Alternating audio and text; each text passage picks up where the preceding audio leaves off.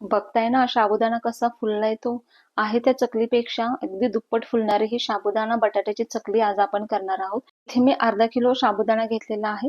तो आदल्या रात्री मी भिजत घालणार आहे. तर इथे मी स्वच्छ करून घेतला आहे. एका मोठ्या भांड्यामध्ये हा काढून घ्यायचा आहे. 2 ते 3 पाण्याने हा स्वच्छ आधी धुवून घेतला आहे, जेणेकरून यातील सर्व कचरा निघून जाईल. आणि याला छान असा रात्रभर भिजवून ठेवायचा आहे. जितका साबुदाणा भिजेल तितकंच पाणी घालायचं आहे, जास्त पाणी घालायचं नाही, की जेणेकरून मग परत तो जास्त भिजला जाईल आणि चिकट होईल. तर हा रात्रभर असा भिजत ठेवायचा आहे. दुसऱ्या दिवशी सकाळी बघू शकता तुम्ही एका फोर्कच्या साहाय्याने सगळा हा साबुदाणा असा मोकळा करून घ्यायचा आहे. साबुदाणा छान असा फुललेला आहे, पांढरा शुभ्र दिसतो आहे आणि सगळे दाणे असे मोकळे सुद्धा झालेले आहेत. आणि हा साबुदाणा आपल्याला मोकळा करून घ्यायचा आहे. अर्धा किलो साबुदाण्यासाठी इथे मी अर्धा किलो बटाटे सुद्धा शिजवून घेतलेले आहेत. आता हा साबुदाणा एका मोठ्या चाळणीमध्ये काढून घ्यायचा आहे आणि तो छान असा वाफवून घ्यायचा आहे. तर वाफवायचं कसं आणि कसा वाफवला जाईल याची ट्रिक मी तुम्हाला सांगते. आता वाफवण्यासाठी मी ठेवलेलं आहे, त्याच्यावरती एक झाकण सुद्धा घातलेलं आहे. इकडे बटाटे सुद्धा मी छान शिजले होते, ते सोलून घेतले आहेत. आता हा सगळा बटाटा छान असा किसून घ्यायचा आहे, की जेणेकरून याच्यामध्ये काहीच गाठी वगैरे राहणार नाहीत. तर वाफवल्यानंतर हा साबुदाणा एकदम ट्रान्सपरंट दिसतो. परत एकदा हलवून घ्यायचा आहे, की जेणेकरून जो मधला किंवा खालचा राहिला असेल साबुदाणा तो सुद्धा छान वाफवला जाईल.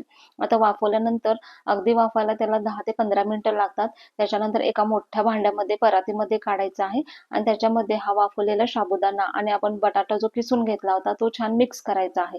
याच्यामध्ये घालायचं आहे चवीसाठी 2 ते 3 चमचे मीठ, तुमच्या अंदाजानुसार घाला. जर तुम्हाला इथे लाल तिखट घालायचं असेल तर तुम्ही इथे लाल तिखट घालू शकता. मी इथे लाल तिखटाऐवजी हिरवी मिरची मिक्सरला अशी छान बारीक करून घेतली आहे. आता हे सर्व जिन्नस एका स्मॅशरच्या साहाय्याने एकदम मिक्स करून घ्यायचं आहे. सगळं एकजीव करायचं आहे.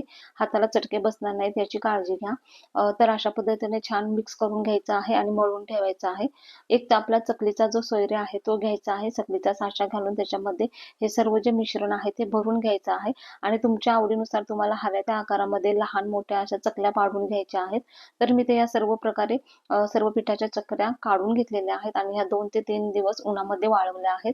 हिरवी मिरची घातल्यामुळे याचा रंग सुद्धा थोडा वेगळा झालेला आहे. तर ह्या अशा छान कडकडीत उन्हामध्ये वाळवलेल्या आहेत.